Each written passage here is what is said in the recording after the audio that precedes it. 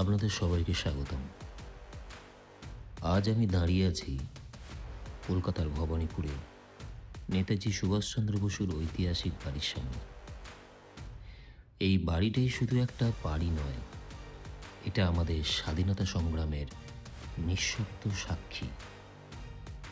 এখানেই বড় হয়েছিলেন সুভাষচন্দ্র বসু, যাকে আমরা ভালোবেসে বলি নেতাজি।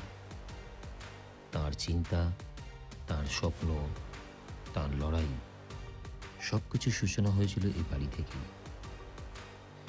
ভেতরে ঢুকলে আজও অনুভব করা যায় ইতিহাস যেন এখনো নিঃশ্বাস নিচ্ছে। এটাই সেই বাড়ি যেখানে নেতাজি অসংখ্য পরিকল্পনা করেছিলেন দেশের স্বাধীনতার জন্য। দেয়ালের ছবি, টেবিল, চেয়ার, বই সব কিছু যেন আমাদের মনে করিয়ে দেয় কি শক্ত ইচ্ছাশক্তির মানুষ ছিলেন তিনি।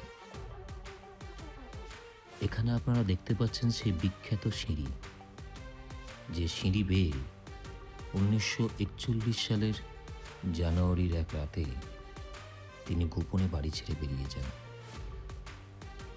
ব্রিটিশদের নজরদারি এড়িয়ে এই সিঁড়ি বেয়েই শুরু হয়েছিল তার ঐতিহাসিক গ্রেট স্কেপ।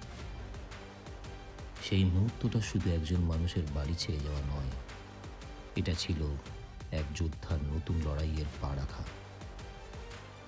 এবং এখন আপনারা দেখছেন সেই গাড়িটি, যে গাড়িতে করে তিনি কলকাতা ছেড়ে রওনা হয়েছিলেন।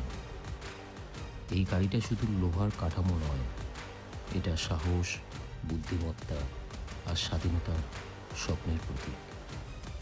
নেতাজি বিশ্বাস করতেন, তোমরা আমাকে রক্ত দাও, আমি তোমাদের স্বাধীনতা দেব। তাঁর এই অদম্য সাহস আজও আমাদের প্রেরণা দেয় দেশের জন্য কাজ করতে, দায়িত্ব নিতে, নিজের স্বপ্নের জন্য লড়তে। এই বাড়ি ঘুরে দেখলে বুঝতে পারি স্বাধীনতা কোনো একদিনে পাওয়া যায়নি। অসংখ্য ত্যাগ, সংগ্রাম আর আত্মবিশ্বাসের ফল আজকের আমাদের ভারতবর্ষ। যারা ইতিহাস ভালোবাসেন একদিন সময় করে অবশ্যই এখানে আসবেন।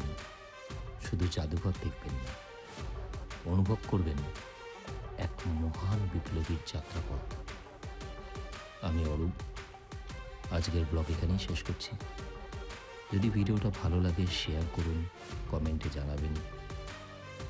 নেতাজি সম্পর্কে আপনি কি নতুন শিখলেন আমাদের ইতিহাসকে জানান, অনুভব করুন এবং আগামীর প্রজন্মকে জানাতে ভুলবেন না। নমস্কার।